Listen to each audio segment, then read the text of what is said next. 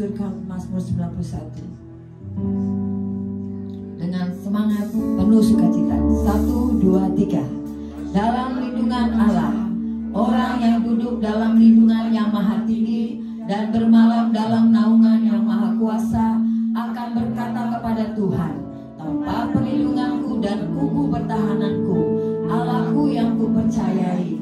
Sungguh Dia yang melepaskan engkau dari jerat penangkap burung, dari penyakit sampar yang busuk. Dengan kepaknya Ia akan melindungi engkau, di bawah sayapnya engkau akan berlindung. Kesetiaannya dialah perisai dan pagar tembok. Kau tidak usah takut terhadap kedahsyatan malam, terhadap panah yang terbang di waktu siang, terhadap penyakit sampar yang berjalan di dalam gelap, terhadap penyakit menular yang mengamuk di waktu petang. Walau 1000 orang rebah di sisimu dan 10.000 di sebelah kananmu, tetapi itu tidak akan menimpamu. Kau hanya menontonnya saja dengan matamu sendiri dan melihat pembalasan terhadap orang-orang fasik. Sebab Tuhan ialah tempat perlindunganmu, yang maha tinggi kau buat tempat perteduhanmu. Malah petaka tidak akan menimpamu, dan tulah tidak akan mendekat kepada kemahmu. Sebab malaikat-malaikatnya akan diperintahkannya kepadamu untuk menjaga engkau dalam segala jalanmu. Mereka akan menentang engkau di atas tangannya, supaya kakimu jangan terantuk kepada batu. Singa dan ular tedung kau akan langkahi, kau akan menginjak anak singa dan ular naga. Sungguh hatinya melekat kepadaku, maka aku akan meluputkannya, aku akan membentenginya, sebab dia mengenal namaku. Bila ia berseru kepadaku, aku akan menjawab. Aku akan memelihara dia dalam kesesakan. Aku akan meluputkan dan memuliakannya. Dengan panjang umur akan kukenyangkan dia, dan akan kuperlihatkan kepadanya keselamatan daripadaku. Kata selalu duduk. Kita mau persiapkan hati dan pikiran kita. Kita mau beri yang terbaik di perjamuan asa yang kudus. Kita mau mengingat peristiwa 2000 tahun yang lalu Tuhan Yesus mati di kayu salib buat kehidupan kita. Kita tidak ada apa-apanya. Tuhan yang sudah memberikan semuanya, pengorbanannya buat kita semua. Oleh sebab itu esensi dalam kehidupan kita untuk kita boleh sungguh-sungguh beri yang terbaik pada pagi hari ini. Syukur Bapak, syukur Bapak. Terima kasih Tuhan. Terima kasih ya Bapak. Pengorbanan-Mu Tuhan sehingga kami boleh ada sampai saat ini. Pengorbanan-Mu Bapak yang sungguh besar buat kami. Tidak ternilai Tuhan, tidak terbanding harganya Bapak. Inilah hidup kami. Kami mau Tuhan datang kepadamu dengan sungguh-sungguh, membawa hati korban syukur kami Bapak. Belum pernah ada kasih yang seperti Engkau Tuhan. Kami mau merasakan Tuhan lawatan Tuhan bekerja. Kami mau merasakan Roh Kudus berjamaah di kami. Cengkeram kami dengan kuasa hadirat-Mu Tuhan, sehingga kami pulang tidak kami sama dengan kami datang. Syikira Baya, Syikira Bapak, Syikira Bapak, Syikira, Syikira Bapak, Syikira. Terima kasih Tuhan. Terima kasih Bapak. Terima kasih Tuhan. Belum pernah ada kasih di dunia sanggup menerima diriku apa adanya selain kasih-Mu.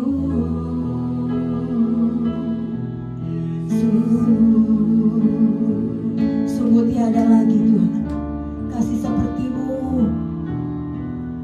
Sungguh tiada lagi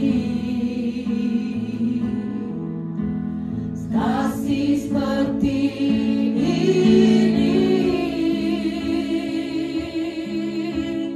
Sanggup mengubahkan diriku menjadi baru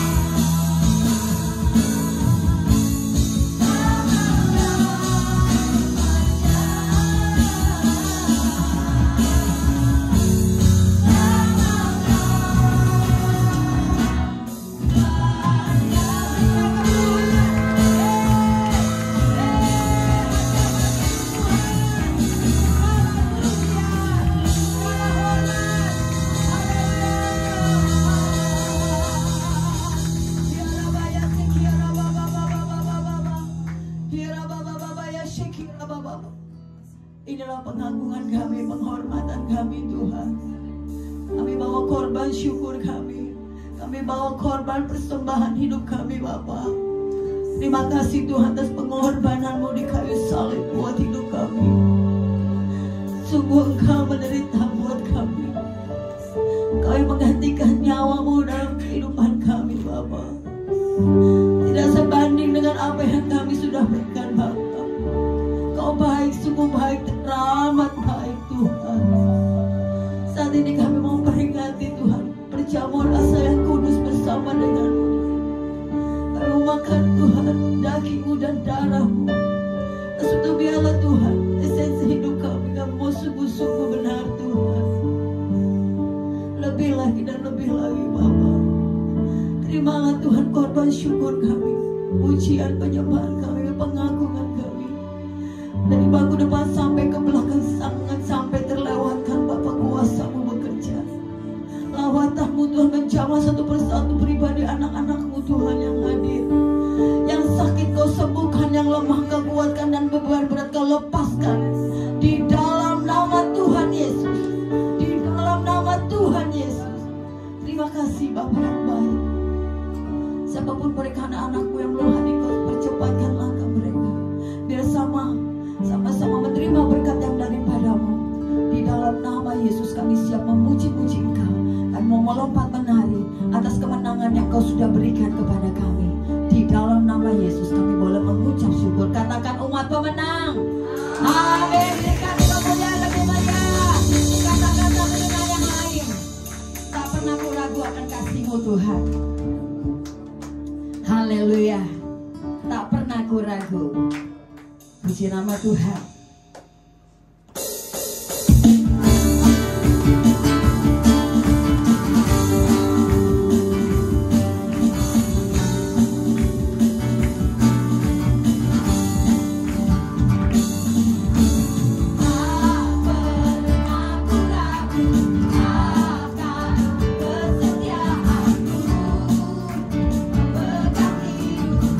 Sepenuh jiwaku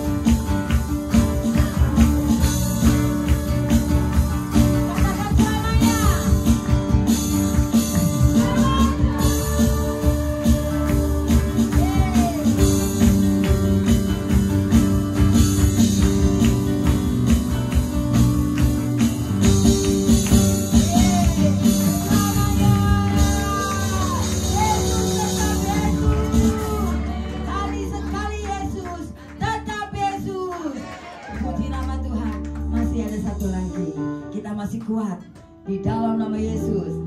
Suka-sukamu Tuhan. Angkat jempolnya. Kita angkat jempol kita. Ya. Haleluya.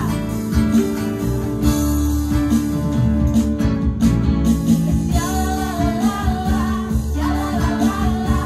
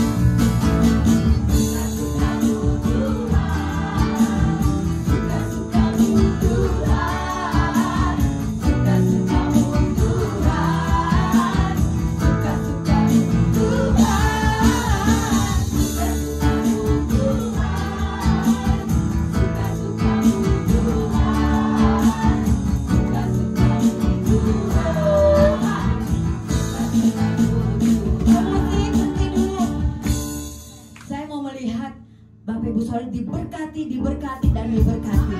Terus itu apa? Bukan kata saya, kata Tuhan. Jadi kita harus mau bergerak. Ya, saya ke Riko aja bisa pintu penjara silat bisa dibongkar karena pujian Bapak Ibu Saudara loh. Jadi harus bergerak. Jadi pulang kita penuh semangat, berberkat sudah melimpah dalam kehidupan Bapak Ibu Saudara. Yeah. Syukurlah hidupku tadi tebus.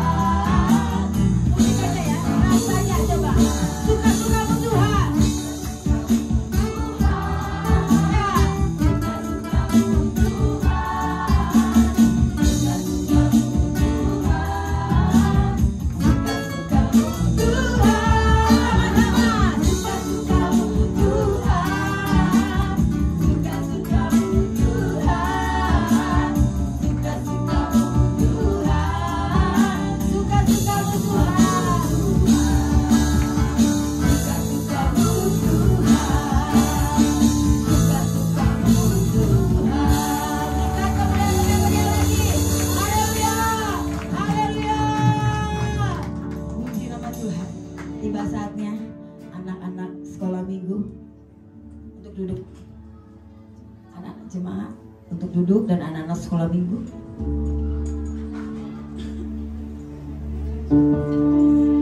Didoakan kepada gembala.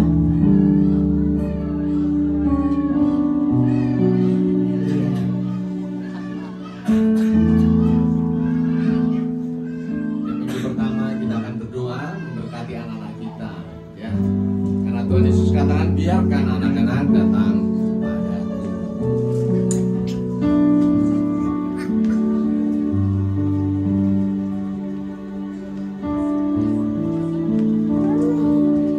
Semuanya bawa ke depan aja.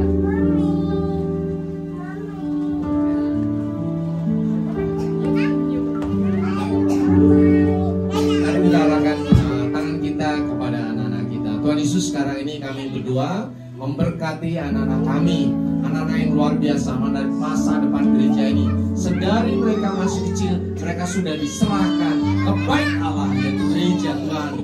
Bapak Surgawi, sekarang berkatalah tercurah atas engkau damai sejahtera, sukacita melimpah-limpah, kesehatan, kekuatan yang dahsyat dari surga terjadi atas engkau, berkat hikmat yang melampaui segala akal. Sekolahmu diberkati, kehidupanmu diberkati, orang tuamu diberkati, seluruh keluarga besarmu diberkati, sekolahmu diberkati di dalam nama Tuhan Yesus. Apapun yang kau lakukan, masa depanmu dijaga oleh Tuhan.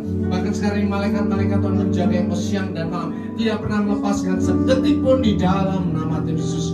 Kasih setia Tuhan yang melampaui segala akal sekarang terjadi atas engkau dari sekarang sampai selama-lamanya. Haleluya. Amin. Selamat sekolah minggu adik-adik. Mari kita persiapkan hati dan pikiran kita untuk dijamu oleh perjamuan kudus dan firman Tuhan.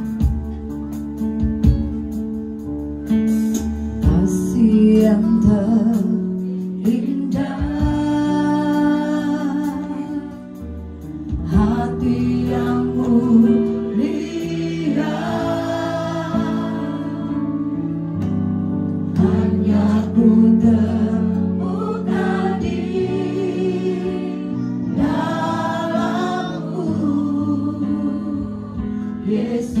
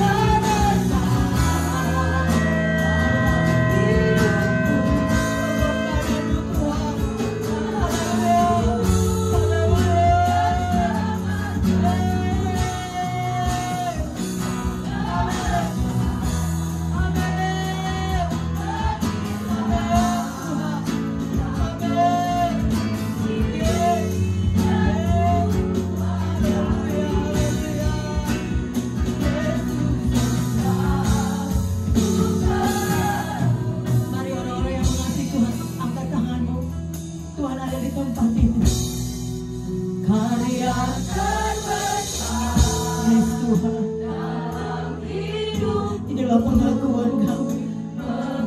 Karya-Mu buat hidup kami Tuhan, menyelamatkan hidup kami, sehingga kami ada sampai saat ini. Itu karya-Mu dalam hidup kami. Kami bangga dan kami punya Engkau Tuhan, Allah yang hidup, yang berdaulat atas seluruh hidup kami. Amin. Amin. Amin. Katakan dengan sama-sama, karya terbersama. Yes, yes. Kami untuk bagi berdiri, kita hormati kehadiran Tuhan melalui firman-Nya.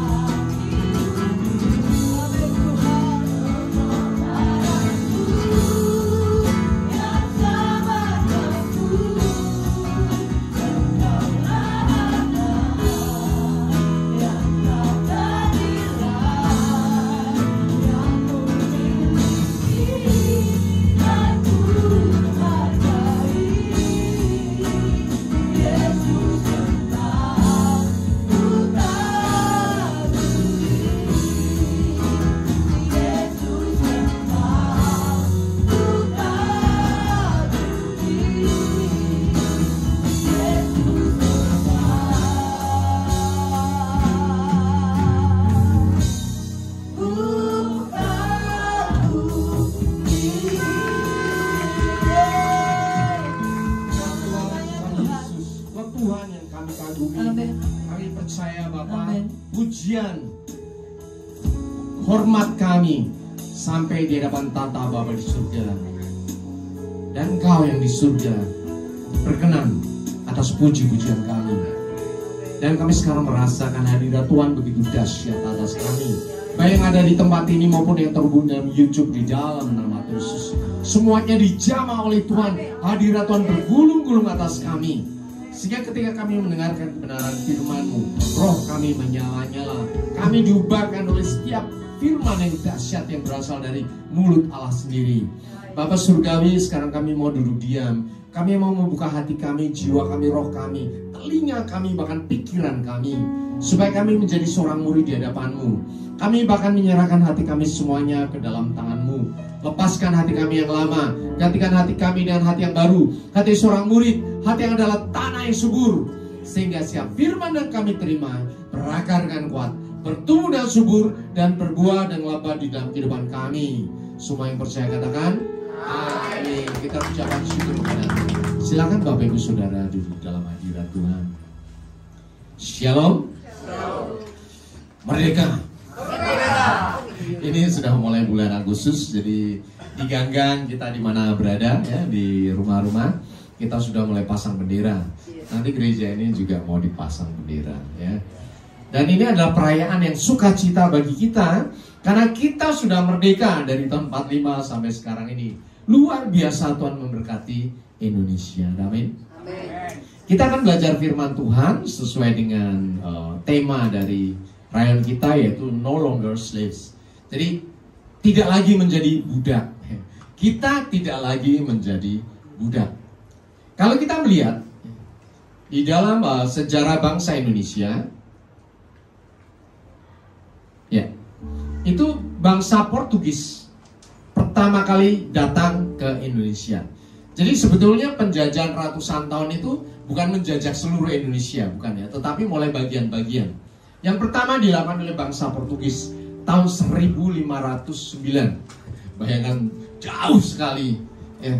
Ratusan tahun yang lalu sudah ada bangsa Eropa yang datang ke Indonesia. Dia tiba di Malaka ya, kemudian tahun 1511 mulai menguasai seluruh Malaka. Kemudian masuk ke wilayah Maluku. di Pulau Ternate dan Tidore. Jadi mereka menguasai kerajaan-kerajaan ini, sehingga segala perdagangan rempah-rempah pada waktu itu dikontrol oleh mereka. Kemudian berikutnya yang datang adalah bangsa Spanyol. Ya. Bangsa Spanyol itu mulai datang tahun 1521 setelah bangsa Portugis. Dia datang melalui jalur barat sampai ke Maluku dan Tidore juga. Kemudian mereka konflik. Jadi dua bangsa dari Eropa ini perang di Indonesia. Ya, saya pikir bangsa Indonesia waktu itu masih okultisme, tetapi mereka udah perangnya perang modern, ya, pakai kanon, pakai senapan dan sebagainya. Karena mereka memang diberkati Tuhan dengan teknologi yang tinggi pada masa itu. Tetapi kemudian bangsa Spanyol agak kalah ya. Kemudian dilakukan perjanjian Saragossa tahun 1529 dan membagi jajahannya. Yang stay tetap di Maluku adalah bangsa Portugis. Kemudian bangsa Spanyol naik ke atas ke Filipina. Sehingga berikutnya bangsa Spanyol itu menguasai Filipina sampai Perang Dunia Kedua. Kemudian dilanjutkan, kita tahu ya, terkenal sekali bangsa Belanda. Setelah dua bangsa ini datang ke Indonesia, kemudian Belanda juga pengen dong mau menguasai jalur rempah-rempah di Kepulauan Nusantara waktu itu. Indonesia belum ada ya, ingat ya, Indonesia belum ada. Yang ada hanya kerajaan-kerajaan. Kemudian mereka membentuk kamar dagang namanya VOC, kita tahu. Jadi yang pertama kali menguasai Indonesia bukan pemerintah Belanda, tetapi kamar dagang Belanda. Karena mereka berkepentingan untuk mengamankan jalur perdagangan mereka. Yang kedua, mereka mau melakukan monopoli terhadap perdagangan itu. Ya. VOC didirikan tahun 1602 sampai 1799. Jadi VOC ini tadinya tidak ada. Ada ketika mereka menguasai Indonesia. Dan melalui VOC ini, kerajaan Belanda jadi berkembang menjadi besar sekali. Menjadi kerajaan yang besar. Dan akhirnya menopang pemerintah Belanda. Kemudian mereka melakukan monopoli, membangun benteng di mana-mana. Ya. Waktu kami di Maluku itu ada benteng Amsterdam. Ya, di Pulau Maluku ya. Kita menyeberang ke sana, kemudian ada di tepi pantai ada benteng Amsterdam. Itu adalah benteng pertama yang didirikan oleh bangsa Belanda di Pulau Maluku untuk memonopoli jalur perdagangan itu. Kemudian VOC bubar. Kemudian penguasaan Indonesia mulai dilakukan oleh pemerintah kolonial Belanda. Jadi mulai disitulah pemerintah Belanda menguasai daerah Nusantara Indonesia ini. Kemudian mulai dilakukan tanam paksa abad 19 dan kemudian disitulah terjadi perlawanan demi perlawanan. Ada perang di Diponegoro, ada perang Aceh, perang Padri dan sebagainya. Karena apa? Kerajaan-kerajaan mulai tidak mau tunduk kepada struktur yang dilakukan oleh Belanda. Karena dipaksa untuk menanam gula ya, tebu. Karena mereka mengambil gula. Kalau kita ke kilometer berapa itu dekat Brebes itu ada bekas pabrik gula. Itu yang bikin Belanda, bukan Indonesia. Jadi sampai sedemikian jauhnya, sedemikian lama penguasaan Belanda atas tanah-tanah di wilayah Indonesia. Ada satu pemerintahan lagi yang sebetulnya menguasai Indonesia tetapi tidak begitu terkenal di Indonesia, yaitu pemerintahan Inggris. Jadi bangsa Belanda dijuluki oleh Perancis ya. Jadi waktu itu bukan Inggris ya, Perancis ya. Jadi Perancis ini menguasai Belanda. Kemudian semua jajahannya diambil alih oleh Perancis. Dan Perancis ini kemudian mengutus namanya Thomas Stamford Raffles. Kita tahu Raffles, dia membuat kebun raya Bogor. Peninggalannya kebun raya Bogor. Kemudian peninggalannya dia menemukan bunga terbesar di dunia, yaitu yang di Sumatera namanya Rafflesia arnoldii. Itu peninggalan yang merupakan penjajahan ya, dari bangsa itu. Kemudian Perancis kalah lagi, kemudian Belanda kembali lagi menguasai Indonesia. Dan yang terakhir kita tahu penjajah dilakukan oleh Jepang tahun 42 sampai 45. inilah masa-masa kita mempersiapkan kemerdekaan Indonesia. Jadi kalau kita melihat bangsa yang paling kejam, ya kan, yang menjajah Indonesia itu sebenarnya Jepang. Kalau mau tahu ya, kejam banget, kejam banget. Tetapi justru melalui bangsa itulah ya kita dipersatukan dalam satu pemerintahan, kita dipersatukan untuk membentuk tentara, kita dipersiapkan untuk merdeka. Itu luar biasanya cara Tuhan. Kalau masih masa Belanda orang santai-santai aja, nggak mikir tentang perang kemerdekaan. Tetapi karena di bawah Jepang yang sangat keras itu, maka Indonesia mulai membentuk tentara demi tentara dan akhirnya bisa merebut kemerdekaan. Ya. Kemudian kita tahu bahwa tahun 45 ya kita proklamasi Indonesia, tetapi peperangan masih terjadi sampai tahun 49, yaitu agresi militer Belanda pertama dan kedua. Dan sekarang kita bisa menikmati Indonesia merdeka. Kita berucapan syukur kepada Tuhan. Kita bersyukur bahwa kita ada di Indonesia. Sejarah yang panjang. Bahkan kalau kita melihat Indonesia itu adalah negara yang dipersiapkan untuk anak-anak Tuhan. Berbeda dengan tempat-tempat yang lain. Karena apa? Di sinilah anak-anak Tuhan ditempatkan dan berdoa dengan luar biasa. Ada tempat di mana anak-anak Tuhan bisa beribadah dengan baik. Ada tempat di mana anak-anak Tuhan dipersekusi, dianiaya. Tapi justru disitulah cara Tuhan untuk membentuk pasukan-pasukan doa yang luar biasa. Dari Sabang sampai Merauke. Ya. Kemudian apakah setelah kita bebas, setelah kita merdeka, kemudian kita tidak lagi budak penjajahan, ya, Romusha kalau zaman Jepang. Apakah kita kemudian bebas merdeka? Ya, ada pertanyaan seperti itu. Oke, saya merdeka, saya bebas. Kalau Bapak Ibu sadari, ya, di dunia ini tidak ada orang yang hidup bebas sebebas-bebasnya. Semuanya ada aturannya. Bahkan kalau Bapak Ibu pergi ke negara maju, aturannya ketat sekali. Ya. Kalau di Singapura itu nggak boleh makan permen karet.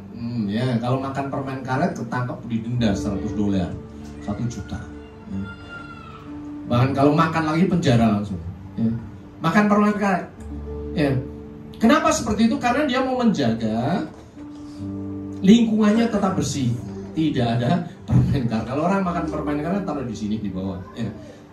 Karena pengalaman itu pemerintah menerapkan secara ketat sekali. Nggak boleh buang sampah, begitu buang sampah ketahuan langsung didenda. Kalau di Indonesia enggak kan? Kita tempat sampah ada di mana-mana. Di pinggir jalan itu tempat sampah. Bahkan di jembatan itu yang kita jembatan seberang tol sana itu penuh dengan kantong-kantong sampah. Jadi orang naik motor buang sampahnya di situ.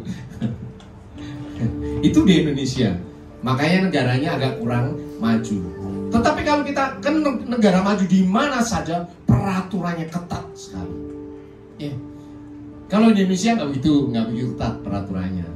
Tapi jangan salah ya. Kalau kita nggak mau turut peraturan pemerintah, kemudian saya mau jadi penjahat aja deh. Bahkan penjahat pun punya aturan. Penjahat pun punya aturan. Kalau nggak sadis nggak jadi penjahat. Ya. Nggak mau nonjokin orang nggak jadi penjahat dong. Nggak pakai narkoba nggak jadi penjahat dong. Ya, kan?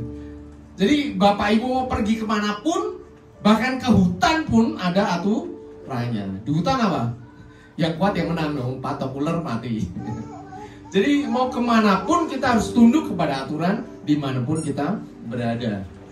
Nah ini yang mau saya sampaikan, bahwa manusia ketika lahir begitu saja, dia sudah berada di bawah di bawah perhambaan. Firman Tuhan katakan di dalam Roma 6 ayat 16-17, apakah kamu tidak tahu bahwa apabila kamu menyerahkan dirimu kepada seorang sebagai hambanya untuk menaatinya, kamu adalah hamba orang itu yang harus kamu taati, baik dalam dosa yang memimpin kamu kepada kematian, maupun dalam ketaatan yang memimpin kamu kepada kebenaran. Tetapi syukurlah kepada Allah, dahulu memang kamu hamba dosa, tetapi sekarang kamu dengan segenap hati telah menaati pengajaran yang telah diteruskan kepadamu. Jadi orang, apapun yang dia kerjakan itu mencerminkan dia menjadi hambanya siapa, menjadi pengikutnya siapa. Kalau kita selalu berbuat dosa, ya kita menjadi hambanya dosa. Kalau kita mengikuti firman Tuhan, kita menjadi hambanya Tuhan. Jadi tidak ada abu-abu. Apapun yang kau lakukan itu pasti benar, salah, baik, tidak baik.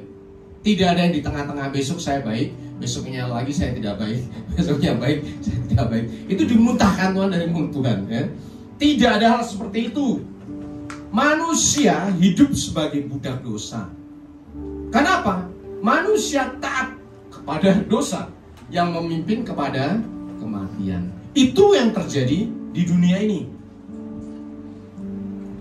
Anak kecil begitu lahir tidak perlu diajarin, begitu mereka balita terus ya, itu mereka berbuat dosa, tidak perlu diajarin. Ada temannya punya badan disaut, nggak perlu diajarin, nggak perlu diajarin. Mereka egois, kalau nggak dikasih marah-marah, ya nangis-nangis. Itu nggak perlu diajarin. Itu artinya apa? Bahwa kita lahir di dalam dosa. Itu dosa asal yang membawa kepada kematian. Bahkan kita nggak ngapa-ngapain pun kita terkena kepada hukum dosa. Apa coba? Kita mati. Manusia tidak ada yang hidup kekal. Karena apa? Itu upah dosa adalah maut. Jadi kita diam nggak ngapa-ngapain, lambat laun pasti mati kok. Ya. Disitulah kita tahu bahwa upah dosa itu maut. Dosa menguasai tubuh fisik kita. Tuhan Yesus mati di kayu salib yang dibebaskan dosa apa coba? Dosa roh kita. Sehingga roh kita bisa masuk surga. Sementara daging kita masih terikat kepada hukum dosa sehingga ditinggal di dunia. Kalau kita mati, tubuh kita jadi debu, dimakamkan. Sekalipun roh kita masuk surga. Baru nanti yang kita terus ajarkan sekarang ini, Tuhan Yesus sebentar lagi datang kedua kali, tubuh kita diubah dalam sekejap mata dengan tubuh surgawi, diangkat ke awan-awan dan masuk ke surga. Ada amin? Amin. Itu pengharapan kita. Ya, jadi nanti kalau Tuhan Yesus datang, kita akan mati. Tidak akan mati. Kita diubahkan dalam sekejap mata. Disitulah kita bisa berkata, hai maut, di mana sengatmu. Pada saat itu maut dikalahkan, tubuh kita tidak mengalami kematian. Tetapi sementara belum rapture, ya. Kalau sekarang ada sakit parah, orang sakit parah, kemudian divonis dokter tidak bisa hidup lagi, ya udah tubuhnya mati dong. Itu adalah upah dosa. Upah dosa adalah maut. Tetapi puji Tuhan, sekalipun kita hidup di dalam tubuh maut ini, nantinya mati, tetapi kita punya roh yang luar biasa. Sehingga bisa dikatakan anak Tuhan bukan lagi budak. Tapi syukurlah kepada Allah, dahulu memang kamu hamba dosa. Kita dulu hamba dosa. Apapun yang kita pikirkan yang jahat. Tetapi sekarang kamu segenap hati telah apa? Menaati pengajaran yang telah diteruskan kepadamu. Jadi kunci utama yang pertama adalah kita sekarang menjadi hamba kebenaran. Kita dimerdekakan dari hamba dosa menjadi hamba kebenaran. Ya. Kita mau ikut setan pun ada aturannya. Tolong pahami Bapak Ibu Saudara. Kita mau ikut Tuhan juga ada aturannya. Tetapi upahnya berbeda-beda dong. Ya. Kalau kita ikut setan, ya hidup kita akan kacau, mencurubur. Tapi kalau kita ikut Tuhan, Tuhan akan menjaga dan memberkati kita. Ada amin? Amin. Tidak ada yang bebas-bebasnya. Justru ketika kita ikut setan, peraturannya itu kejam sekali. Kejam sekali. Dibandingkan dengan Tuhan masih ada belas kasihan. Kita ingat anak bungsu ya, yang minta warisan papanya. Ketika anak bungsu itu minta warisan papanya tahu nggak bahwa itu akan dihabiskan? Tahu. Karena dia tahu sifat anak bungsunya. Tetapi diizinkan supaya apa? Dia mengalami masa-masa kehidupan. Dia belajar di situ. Kasih, duitnya dikasih. Dia tahu bahwa nanti buat foya-foya, tahu. Setelah foya-foya, duitnya habis. Kemudian dia kerja ngangon babi. Sampai akhirnya kelaparan hebat. Bahkan dia minta ampas babi pun nggak dikasih. Disitulah dia sadar bahwa aku sudah berdosa. Jadi dosa seperti Yudas. Ketika Yudas mengkhianati Tuhan Yesus, apakah ada yang tahu? Ketika dia ngomong sama imam-imam besar, apakah Ada yang tahu? Tidak tahu, karena itu sembunyi. Kemudian Tuhan Yesus disalib. Ya. Ketika Tuhan Yesus disalib, Yudas apa coba? Dia menyesal sekali, sehingga dia mengambil keputusan untuk bunuh diri, gantung diri. Tapi karena dia bukan ahli matematika, gantungannya nggak bagus, sehingga dia jatuh ke bawah. Ketika jatuh apa? Perutnya terbuka dan ususnya tercerai-berai. Pada saat itu seluruh Yerusalem dan seluruh dunia waktu itu tahu bahwa yang mengkhianati Tuhan Yesus adalah Yudas. Tuhan kadang izinkan sesuatu terjadi secara luar biasa supaya kita bertobat. Banyak kali kita diam-diaman melakukan hal yang tidak baik. Di pekerjaan kita ambil duit perusahaan. Ya, kita melakukan hal yang tidak baik, penggelapan dan sebagainya. Di rumah kita cheating dan sebagainya. Sekali, 2 kali, 3 kali, ya Tuhan lihat aja, nah, kamu kenapa gitu ya? Bertobat.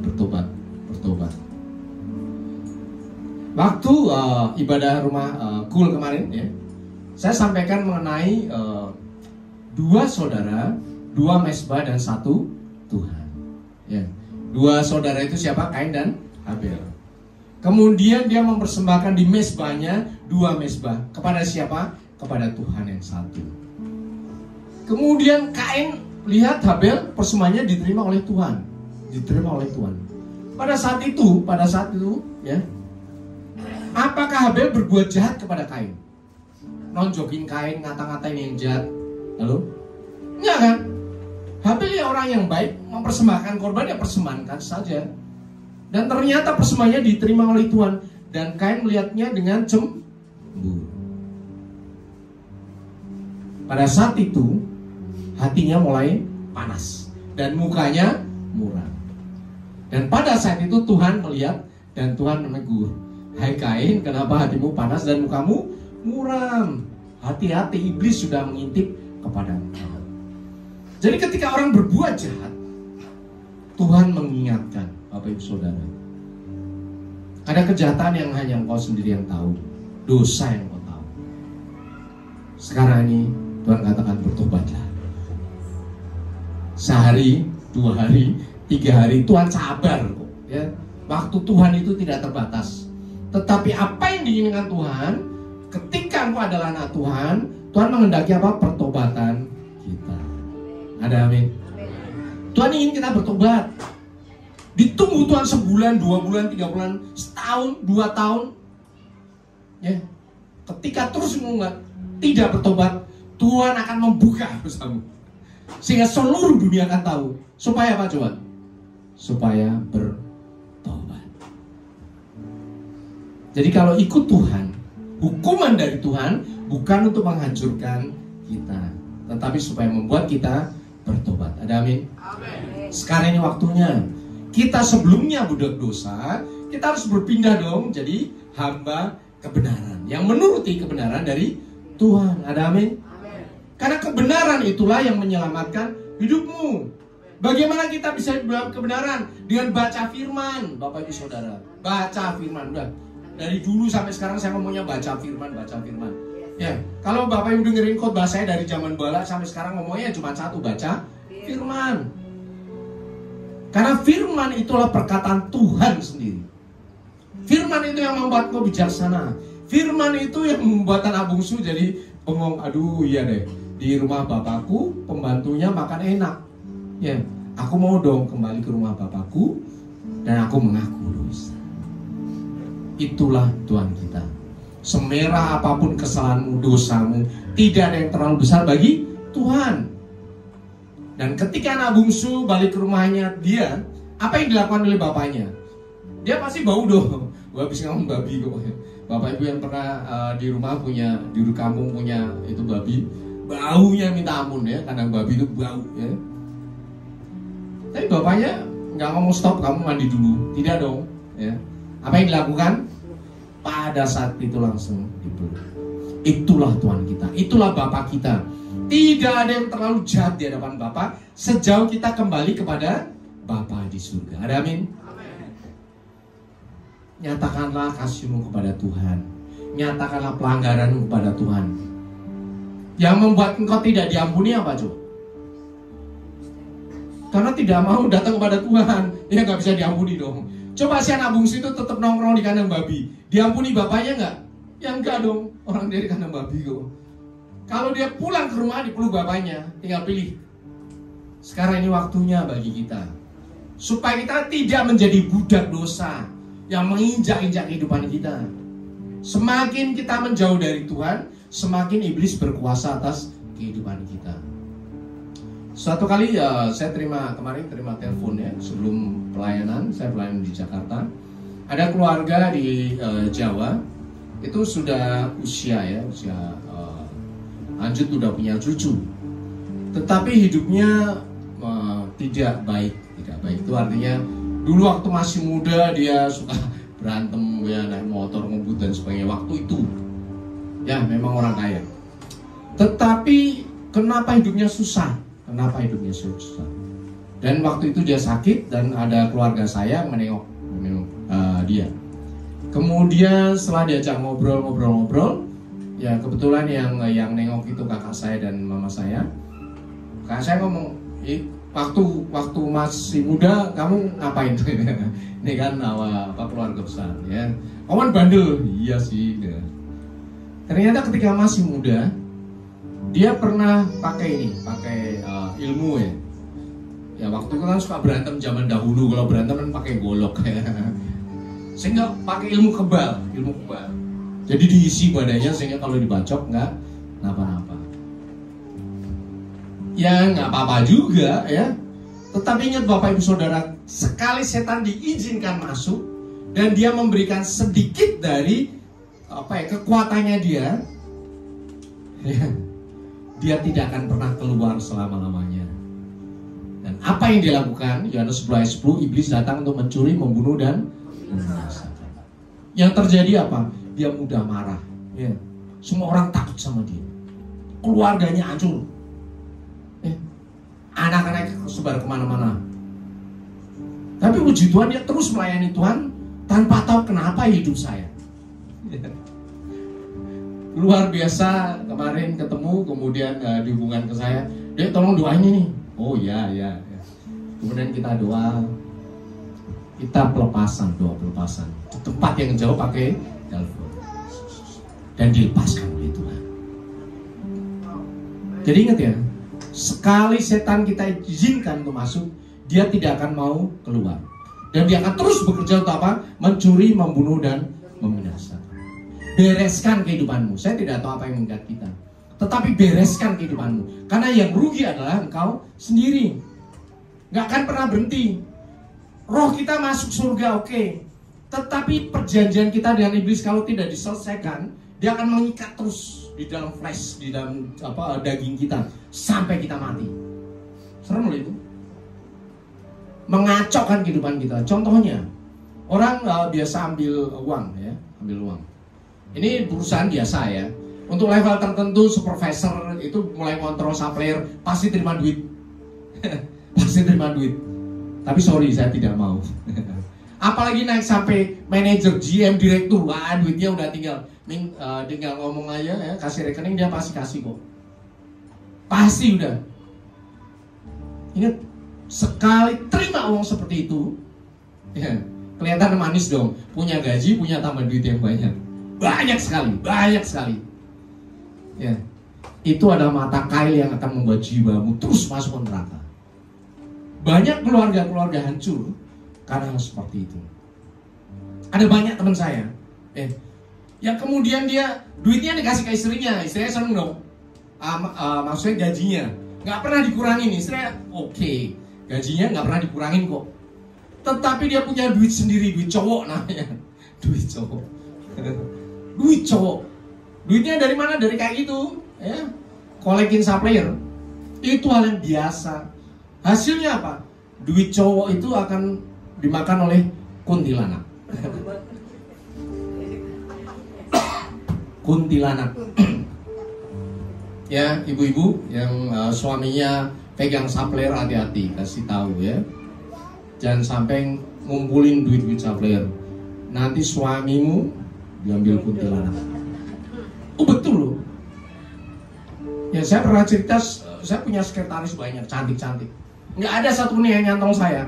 Tapi nyantolnya ke supervisor, manager semuanya. Dikawinin satu-satu ya. Karena memang mereka ingin seperti itu, cari duit ya. Kalau bahasa Inggrisnya gold digger kan sekarang ini ya. Gold digger itu apa deh? Saya matre ya. Karena yang dicari memang cuma duit, handphone, segala macam, jalan-jalan, baju. Akhirnya ketika kecantolnya makin kuat ya dikawinin dong. Ketika itu udah kena, nggak bisa lepas. Tidak bisa lepas seumur hidup. Jadi dosa itu tidak bisa dilepaskan kalau kita tidak menyerahkan diri kepada Tuhan. Ada amin? Tapi puji Tuhan, bagi Tuhan Yesus tidak memandang kita sebagai hamba. Firman Tuhan katakan, sebab aku tidak menyebut kamu lagi hamba, sebab hamba tidak tahu apa yang diperbuat oleh tuannya, tetapi aku menyebut kamu apa? Sahabat. Karena aku telah memberitahukan kepada kamu segala sesuatu yang telah kudengar dari Bapakku.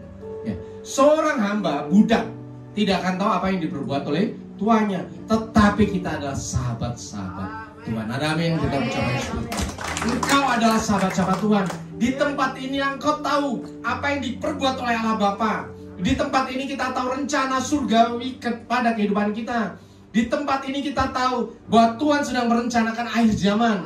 Tidak ada berita tentang akhir zaman di tempat lain kecuali di tempat ini, di gereja Tuhan. Karena di gereja Tuhan itu isi hati Bapa surgawi disampaikan. Kenapa disampaikan? Karena aku adalah sahabat Allah. Ada amin? Sehingga di masa yang berat ini kita bisa berjaga-jaga. Di masa yang sulit ini kita bisa diluputkan. Karena Bapa sendiri, Allah Bapa sendiri yang memberikan clue, kunci-kunci, sehingga kita bisa melewati masa demi masa dengan baik. Kalau kita nggak ada di sini, lenyap kok. Kemarin kita ada ibadah penghiburan ya di Jakarta. Kemudian ada yang bersaksi di situ. Dia seorang anak muda. Kemudian dia bilang ya di sana kan kehidupannya agak ini ya, agak metropolitan ya, metropolitan. Dia ngomong dulu saya jatuh dalam dosa ya, tetapi di sekolah ini itu sekolah Kristen. Saya bertemu dengan seorang pembimbing rohani dan saya dibimbing. Dan saya kembali lagi ke jalan mula-mula. Bapak Ibu Saudara, tempat untuk memperbaiki kehidupanmu ada di gereja. Tempat untuk menjaga kehidupanmu ada di gereja. Tempat yang menjamin berkat-berkatmu ada di gereja. Karena apa? Engkau bukan budak. Ya, engkau adalah sahabat Tuhan. Sehingga apapun yang ada di dalam isi hati Tuhan akan disampaikan kepadamu. Engkau bukan lagi budak dosa, tetapi engkau adalah sahabatnya Allah. Engkau rekan sekerja Allah. Saya selalu sampaikan seperti itu. Engkau adalah rekan sekerja Allah. Bahkan lebih dari itu, engkau adalah ahli waris surga. Ada amin? Firman Tuhan katakan, karena kamu adalah anak, maka Allah telah menyuruh roh anaknya kepada adik kita yang berseru, ya Aba, ya Bapa. Jadi kamu bukan lagi hamba, bukan lagi budak dosa, melainkan anak. Jikalau kamu anak, maka kamu juga adalah ahli waris oleh Allah. Saya paling suka ayat ini. Karena apa? Ini menunjukkan saya berharga di mata Tuhan. Kerajaan surga itu saya ahli warisnya, Bapak Ibu ahli warisnya. Dan ketika kerajaan yang dahsyat itu engkau ahli warisnya, apapun yang tidak diberikan oleh Tuhan dong, kita doa pasti dikasih dong. Asal engkau tahu statusmu. Di sini kita belajar bahwa kita adalah ahli waris Tuhan, ahli waris kerajaan surga. Kita bersama-sama dengan Tuhan mempersiapkan kedatangan Tuhan Yesus yang kedua kali. Kita anak Allah. Roh Kudus yang ada dalam diri kita menyatakan, ya Aba, ya Bapa. Hanya di dalam Tuhan seorang manusia bisa menyebut Tuhan sebagai Bapa. Ada amin. Itu ada privilege ya. Hak yang tidak dimiliki oleh semua orang di seluruh dunia kecuali di dalam Tuhan Yesus. Dan ini yang membuat kita menjadi ahli waris. Bapak Ibu Saudara, banyak manusia masih terikat dalam dosa. Bersyukurlah bahwa sudah dibebaskan oleh Tuhan. Engkau diangkat menjadi sahabat Tuhan. Lebih dari itu, Tuhan membuat engkau menjadi ahli waris. kerajaan surga. Gunakan, ya, gunakan hak ini untuk menjalani kehidupan di dunia. Karena kita masih hidup di dunia, dong. Gunakan segala hak ini supaya kita menjadi rekan sekerja Allah. Hidup kita diberkati dan kita menjadi berkat bagi banyak orang. Karena firman Tuhan, pergilah kamu ke seluruh dunia, jadikan semua bangsa muridku. Bagaimana engkau bisa menjadi murid Tuhan, menjadi pergi ke seluruh dunia, kalau kita sendiri setengah mati jatuh dalam dosa? Engkau adalah anak Tuhan, engkau adalah ahli waris kerajaan Allah, dan kedahsyatan itu akan menyertai engkau dari sekarang sampai selama-lamanya. Kita beri ucapan syukur kepada Tuhan. Saya mengundang tim pemuji untuk naik ke atas.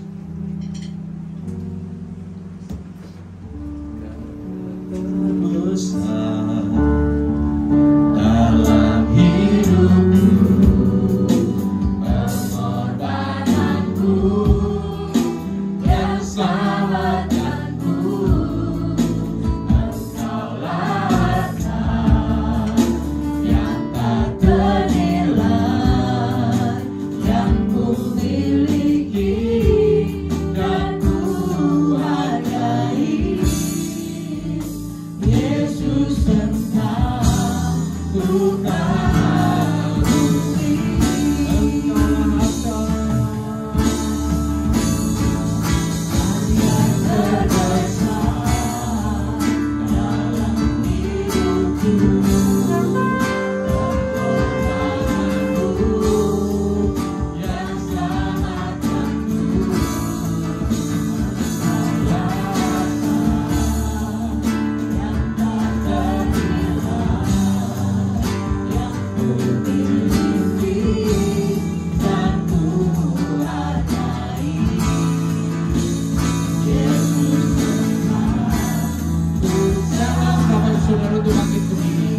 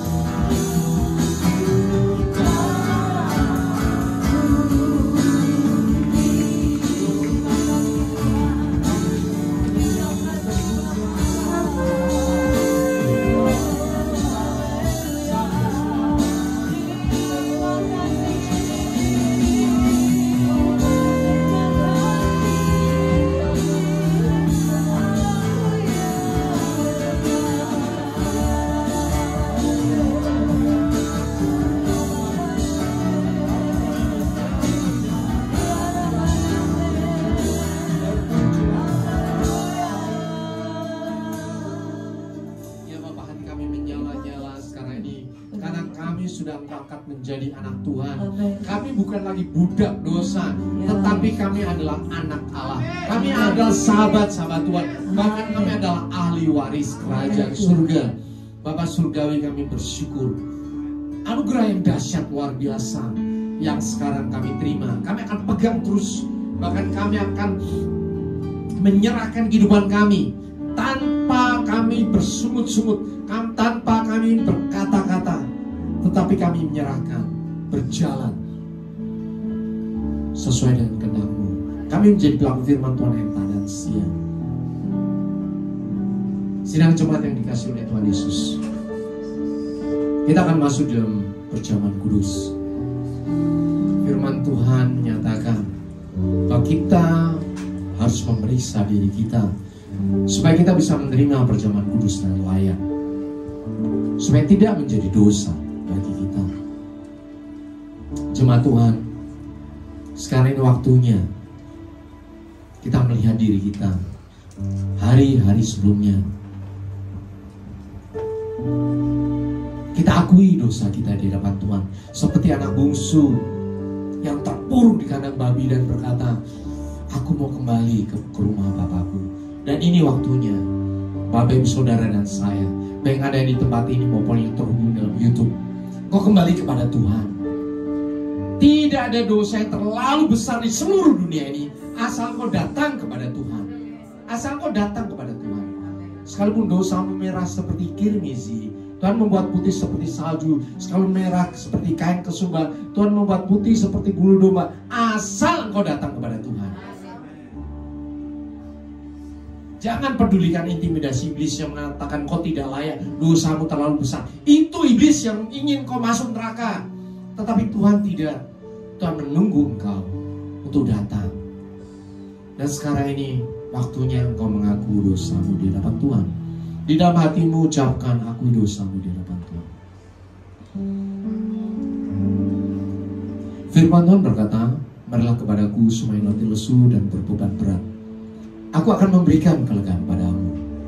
Sekarang ini kita semuanya ucapkan bersama-sama, Tuhan Yesus, sekarang ini aku menyerahkan semua letih lesu, beban berat, pergumulan hidup, sakit penyakit, dosa, ketakutan, kekhawatiran, kecemasan, kegentaran, penderitaan, kesengsaraan, kesedihan, kekecewaan, kepahitan hati yang aku alami, aku pikul, aku rasakan sampai sekarang ini. Semuanya aku serahkan ke dalam tangan Tuhan Yesus.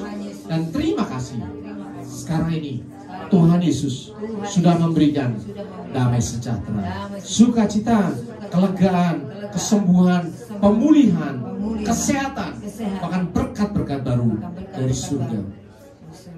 Firman Tuhan berkata, pikul aku yang pasangan belajar kepadaku, karena aku lemah lembut dan hati, maka jiwamu akan mendapatkan keterangan. Sekarang kita ucapkan bersama-sama, Tuhan Yesus, sekarang ini aku menerima kuk yang Tuhan pasang di bahuku, yang terpasang juga di bahu Tuhan Yesus, sehingga kemanapun Tuhan Yesus membawa, aku mau mengikuti. Dan aku mau belajar dari Tuhan Yesus yang lemah lembut dan rendah hati. Dan sekarang ini jiwaku mendapatkan ketenangan, karena kuk Tuhan Yesus itu enak dan beban Tuhan Yesus itu ringan. Firman Tuhan Yesus berkata, ampuni maka engkau diampuni. Bahkan berkatilah semua orang yang menganiaya engkau. Sekarang ikuti kata-kata ucapan Tuhan Yesus. Sekarang ini kami mengampuni semua orang yang sudah bersalah kepada kami, yang berbuat jahat kepada kami, bahkan merencanakan hal yang tidak baik kepada kami. Kami mengampuni dalam nama Tuhan Yesus. Bahkan kami memberkati dalam nama Tuhan Yesus. Bapa surgawi, lihat anak-anakmu sudah menyerahkan semua kehidupan mereka. Bahkan mereka mengampuni semua orang yang berbuat jahat kepada mereka, tidak mengingat dosa dan kesalahannya, karena Tuhan Yesus sudah lebih dahulu mengampuni mereka. Bapa surgawi, sekarang ini layakkan kami untuk datang di hadapan tahta Bapa di surga, untuk menerima tubuh dan darah Tuhan kami Yesus Kristus. Dalam nama Tuhan Yesus, amin. Sidang Jumat, sekarang waktunya kita akan mempersiapkan roti kita. Di roti kita ada ayat firman Tuhan. Ini berbeda-beda satu dan yang lain. Silakan Bapak Ibu baca atau diingat-ingat. Ini adalah rema untuk 1 bulan ke depan. Yang saya pegang adalah, aku akan datang menyembuhkannya. Matius 8 ayat 7b. Firman Tuhan berkata, sebab apa yang telah kuteruskan kepadamu telah aku terima dari Tuhan, yaitu bahwa Tuhan Yesus pada malam waktu ia diserahkan mengambil roti. Kita angkat roti kita tinggi dan syukur. Dan sesudah itu ia mengucap syukur atasnya.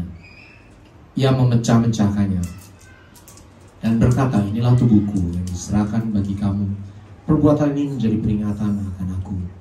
Tuhan Yesus, di tangan kami ada roti yang terpecah-pecah. Persatukan roti ini dan kuasa tubuh Kristus yang sudah terpecah-pecah bagi penebusan dosa umat manusia dan seluruh alam semesta, sehingga pada saat kami makan tubuh kami yang lama, yang penuh sakit, penyakit, cacat, celah, dosa, kutuk kematian, kehancuran, kecemaran, dan kegagalan, kesialan, digantikan dengan kuasa tubuh Kristus yang suci, murni, kudus, sehat, kuat, tak bercacat, bercela, kekal, penuh kuasa yang dahsyat dari surga. Persatukan roti ini dengan kuasa tubuh Kristus, sehingga pada saat kami makan, firman Tuhan terjadi atas kehidupan kami. Oleh belur-belurmu kami menjadi sembuh. Engkau miskin supaya kami menjadi kaya. Engkau menderita supaya kami bersuka cita. Bahkan Engkau mati supaya kami memperoleh hidup yang kekal. Tubuh Kristus, makanlah dalam nama Yesus.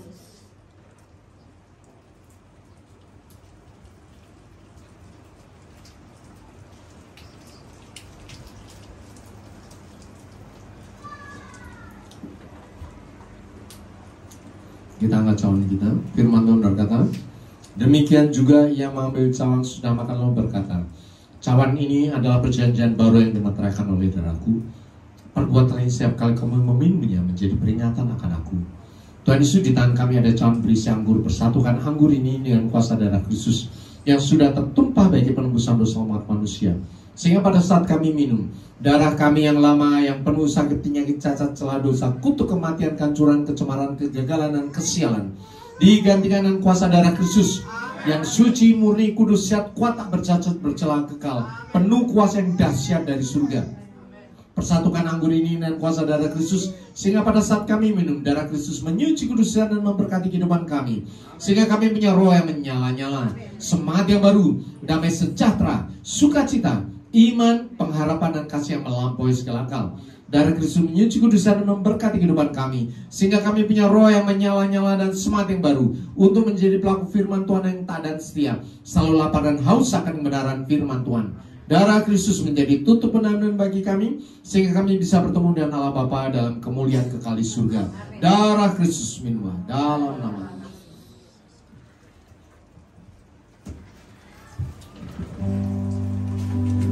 Kita mengucap syukur kepada Tuhan. Terima kasih Tuhan. Haleluya. Terima kasih Yesusku. Terima kasih Yesusku.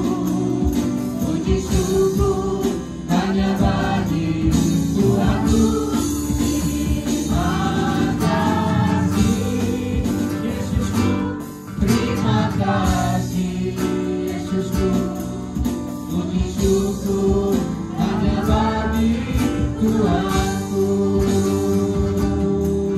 Puji syukur hanya bagi Tuhanku.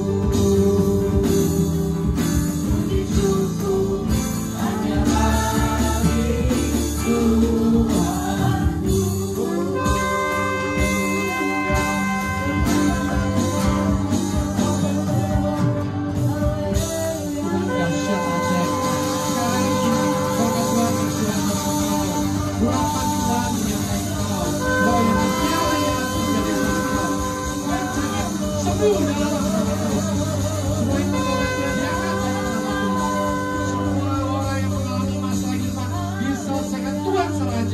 Semua doa-doamu sampai di hadapan tata Bapa surgawi.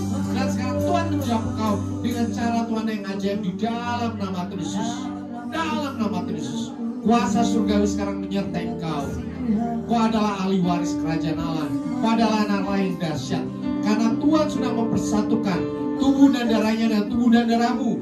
Bahkan rohnya diletakkan di dalam rohmu, sehingga tubuh, jiwa, rohmu sekarang lengkap dalam nama Tuhan Yesus.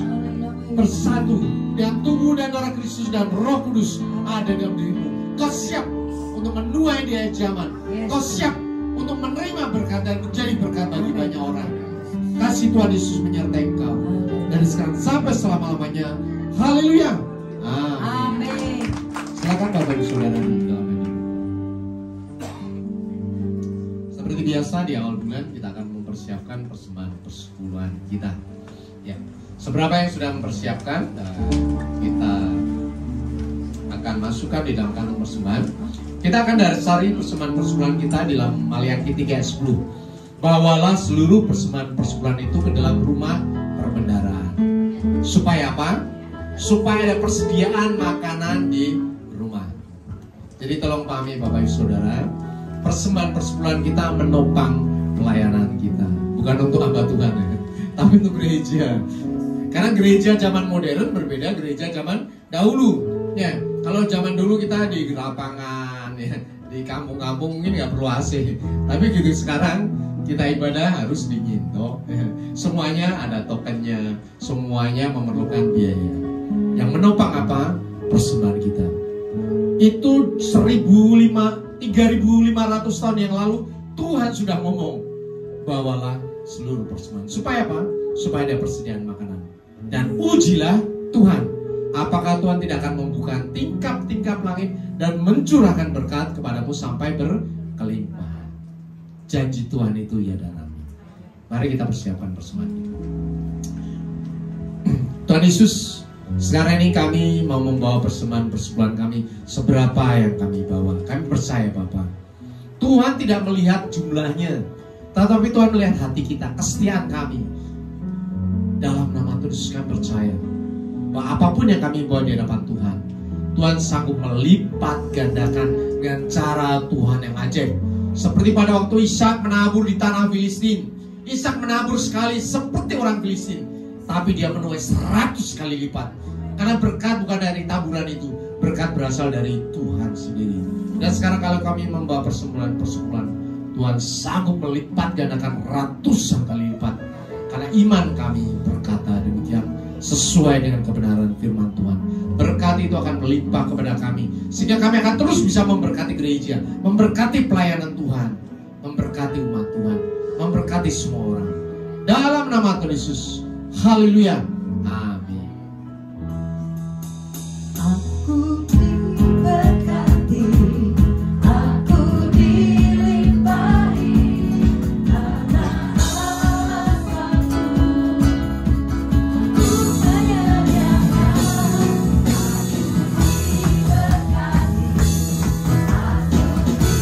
diberkati, aku dilimpahi,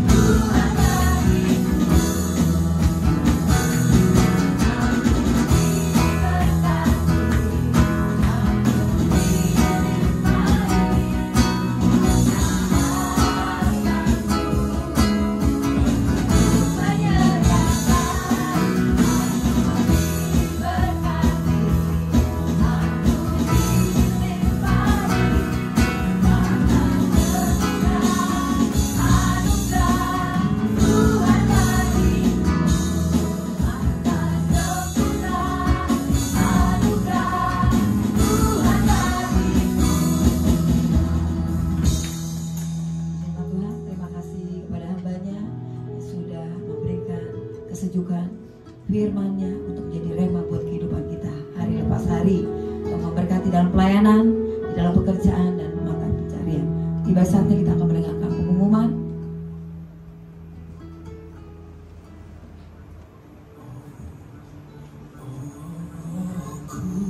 Shalom, senang sekali dapat menyapa Bapak Ibu Saudara untuk menyampaikan pengumuman GBI FGC.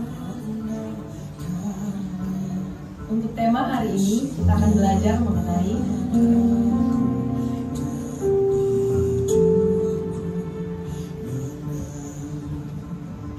kami segenap jemaat dan seluruh pengerja GBI FGC mengucapkan terima kasih atas firman yang telah disampaikan oleh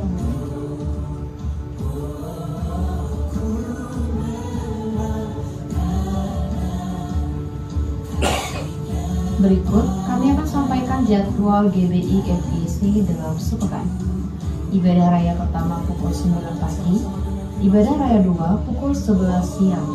Seluruh ibadah disertai dengan ibadah sekolah minggu. Ibadah generasi orangnya diadakan 2 kali dalam sebulan pukul 1.30 di tempat ini. Bagi anak-anak muda, mari datang dan kita bertumbuh bersama-sama dalam Tuhan. Ibadah GBI diadakan sekali dalam sebulan di minggu keempat pada hari Sabtu pukul 4 sore di tempat ini.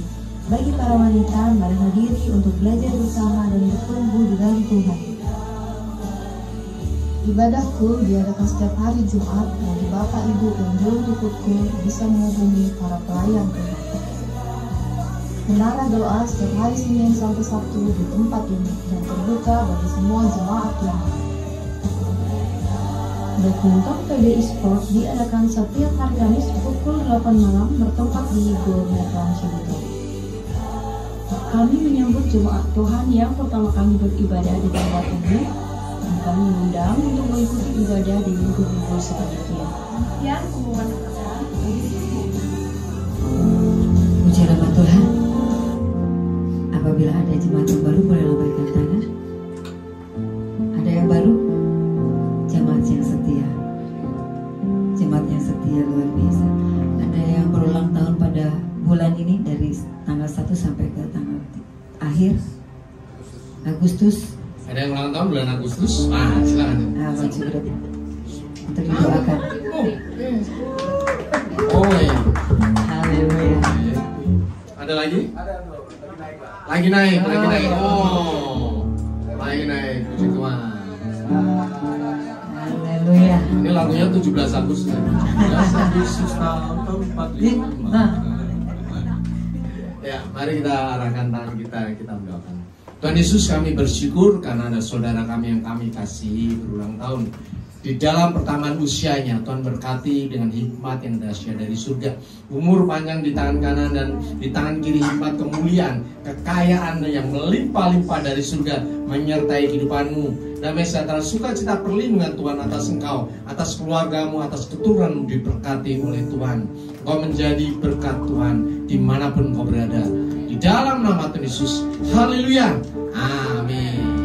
Umur panjang di tangan kanan, di tangan kiri kekayaan dan kehormatan sampai zaman bermasa. Umur panjang di tangan kanan, di tangan kiri kekayaan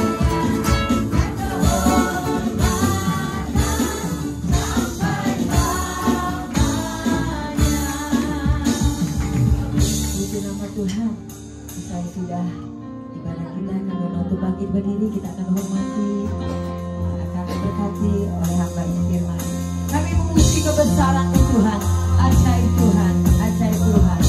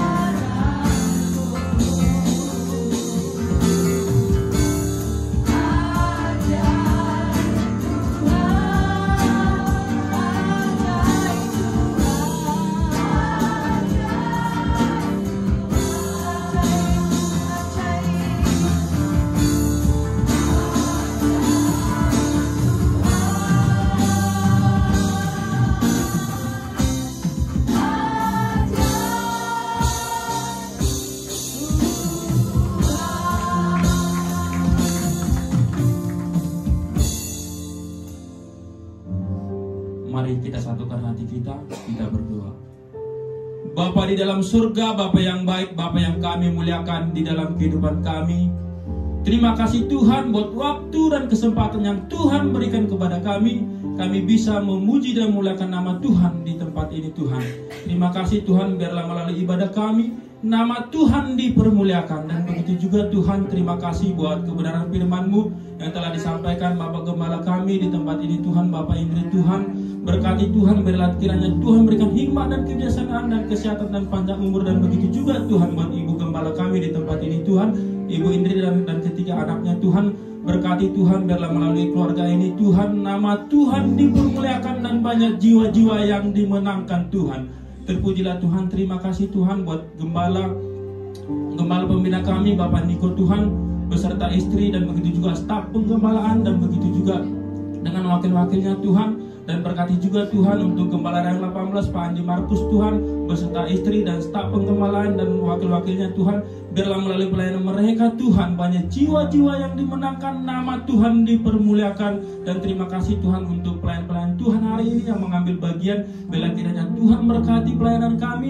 Biarlah kami semakin mendekat dan mengandalkan Tuhan di dalam kehidupan kami. Dan untuk jemaat kami Tuhan semua yang ada di sini Tuhan, biarlah kiranya Tuhan memberkati kehidupan mereka, keluarga mereka. Dan untuk anak-anak kami Tuhan, biarlah kiranya Tuhan berkati tumbuh kembangnya dan Tuhan berikan kesehatan, anak yang cerdas, anak yang takut akan Tuhan. Dan terima kasih Tuhan untuk bangsa dan negara kami Tuhan. Biarlah kiranya Tuhan memberkati bangsa dan negara kami. Biarlah sukacita damai sejahtera terjadi di atas bangsa kami. Berkati pimpinan tertinggi bahkan tingkat RT RW. Biarlah hikmat kebijaksanaan ada di mereka Tuhan. Dan terima kasih Tuhan buat persepuluhan yang telah kami sampaikan. Biarlah melalui persepuluhan kami ini Tuhan, kiranya Tuhan dipermuliakan dan begitu juga Tuhan berkati setiap kami memberikan. Kami percaya kehidupan yang terbaik Tuhan berikan kepada kami. Dan begitu juga Tuhan nanti kami akan pulang dari tempat ini Tuhan. Biarlah kiranya kami aman dalam perlindungan Tuhan dan sukacita Tuhan selalu bersama kami. Dan sebelum kami pulang dan menerima berkat yang akan disampaikan hamba-Mu, sempurnakan doa yang seperti Tuhan ajarkan kepada kami. Bapa kami yang di surga, dikuduskanlah nama-Mu.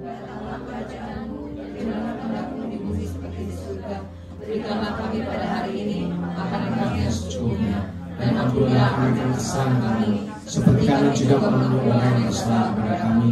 Dan jangan membawa kami dalam cobaan, tapi lepaskan kami daripada yang jahat. Karena Engkau yang punya kerajaan dan kuasa dan kemuliaan sampai selama-lamanya.